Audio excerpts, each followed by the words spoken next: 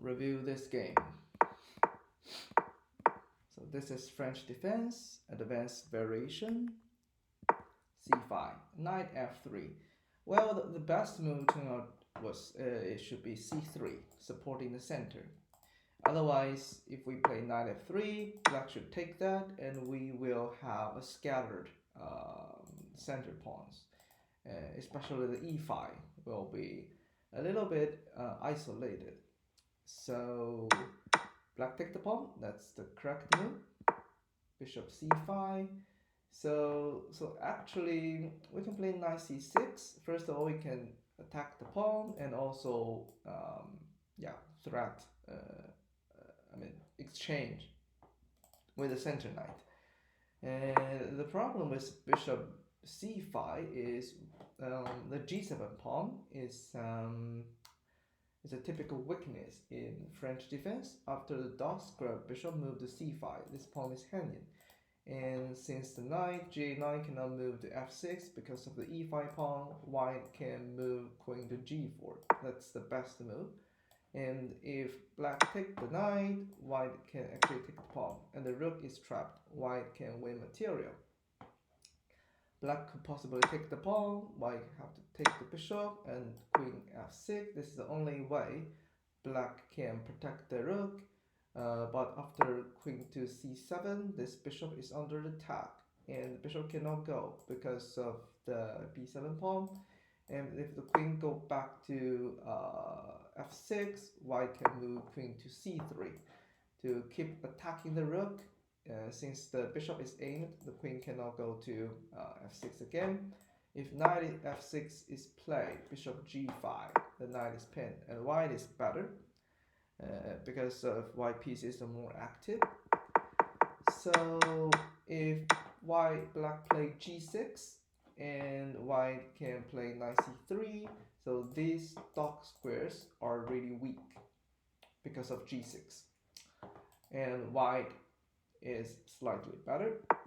So in this game, white play knight e3 and queen b6.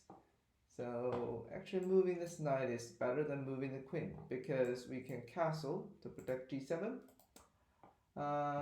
Queen b6, knight c3, knight c6, knight a4. Now queen a5, and there is problem at this diagonal. So the best move should be bishop b5 to pin the knight, and so this is the way we can support the d4 knight. So if we take the knight, there will be a problem with bishop e3. So, and also remember our e5 pawn is under attack. So bishop b5 is the best way to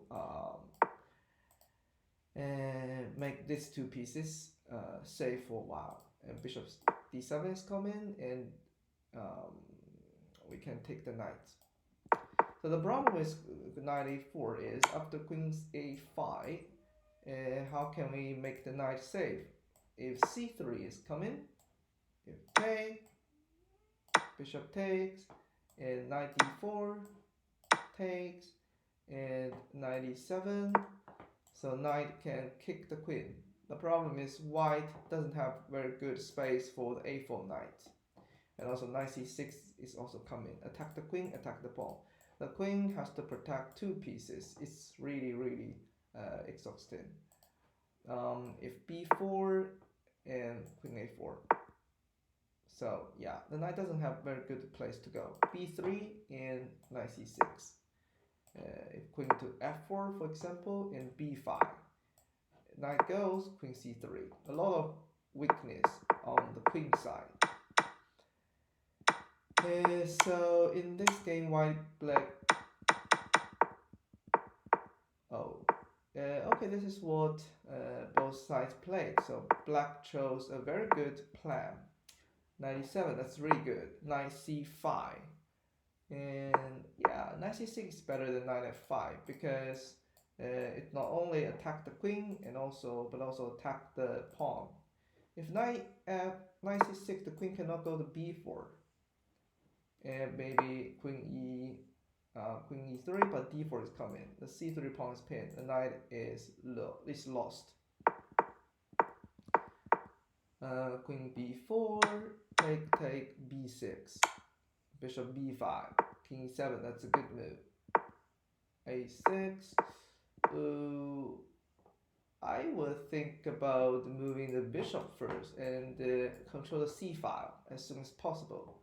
And the problem is a6 is after bishop moved. If white take the knight, the pawn structure will be destroyed. We have to move the knight back to h6.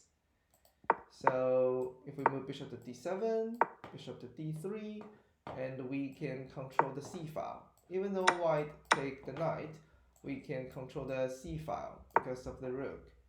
If here, we can even maybe f4. So yeah, so my point is, if you want to, I don't see any reason to kick the bishop with a6. So I think black should develop pieces with moving the bishop and later the rook. So bishop to d3. Yeah, white should take the knight, and this is a very beautiful dot square, center dot square. The knight can control, and since black has a light square bishop, it's really hard for black to kick the knight away, and the knight can attack this pawn, control these two squares. The knight is super great. So rook c1 and rook c8 exchange.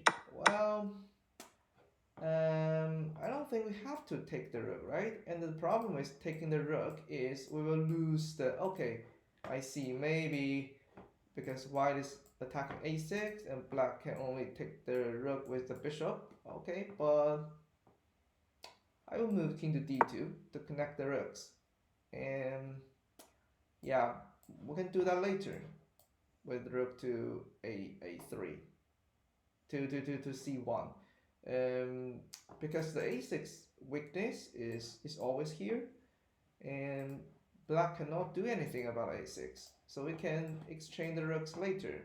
Once bishop takes the rook, then we can control the c file. So it's better that we have some patience. Now we move the king to e2, but it will slow down, and the king can move to d7 to guard these squares. Bishop to d7. I will move the rook to c1 definitely to control the c file. King f3, b5. Well, this move makes the c file weak. I feel like we can move the knight first, or g6 to protect the knight. Otherwise, after the exchange, as I said, the d4 square is the outpost for the white knight. So we can move the knight to h6. Hopefully f6 come in, attack the center pawn, and knight f7, knight d6. This is how I would improve the position of the knight. b5 is not good because after g4, actually we can play g4 first to kick knight away, so the knight cannot move to d4. So then move the knight to either c5 or d4. Yeah, knight d4 is coming, and knight c6. There is a double attack. g4, but now black can play knight d4. Yeah, knight c6, a double attack. Well, I will protect e5 pawn, because if we compare these two pawns, I would rather giving this up instead of e5, because this is center pawn. We can protect that, but this is double pawn. So after losing this pawn, black has won the center pawn. This is a great achievement. Bishop c6, knight d7, offer exchange, knight d3. So I think black should push the e pawn to get the better control of the center, and later e4 or d4. Center control is always important regardless it's opening, middle game, or end game. Rook c7, but controlling the open file is also good. d4. Okay, there's fork. If king takes the pawn, e5. Yeah, taking the center, controlling center. This is good. f6. Okay. I don't think we have to take the knight because this exchange favors white. White will resolve this double pawn, and this is protected pass pawn. The question is, do we need to care about a6? So, for example, if king d6, knight takes, rook a7, the knight go here, and after this exchange, white doesn't have white resolved the double pawn indeed, but white doesn't have a rooted pawn, and all of this exchange also activate the black king. So this is a better position than taking this knight. Okay, is black trying to play a5, bishop e4, rook c7. So white can actually play a4. So these two pawns are at line square, so we can attack the pawn structure. If pawn takes, we can take this one, and this pawn is isolated.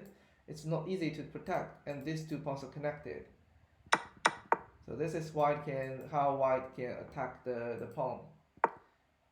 So yeah, maybe black can play this one. If a4, we can take that, and a6 protected. Maybe later open up the a file, and also black should think about a way to create, maybe make these two pawns pass, especially this one. Bishop d3. Yeah, a4 is still something we should consider. Taking this pawn, taking that pawn, rook g1. What about h3?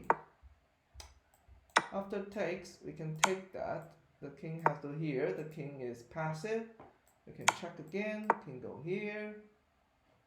And what about f3? Because after rook g3, the bishop has to go, and f5 is losing, right? And the king go here to protect pawn. Rook g6 come in. The a6 is lost. The king has to go down, for example, to f7. And also the bishop is trapped, isn't it? No. Bishop f5. Yeah, and also there is skewer. Yeah, so h3 is a really good move to attack this pawn and also being active. But rook g3 is so slow. I think white figured out the move h3, but the rook g3 is slow. And after king f6, this pawn is safe. Yeah. So this is a little bit unfortunate. And our bishop is going to be trapped. Maybe bishop g8 and move it out. Bishop g7, this is a very good move. And g6, the bishop is trapped. And yeah, so I think black is losing the game after losing the bishop. Yeah, we don't have to walk through the rest of the game. Cool. And yeah, after 20 rook, white is totally losing. That's it.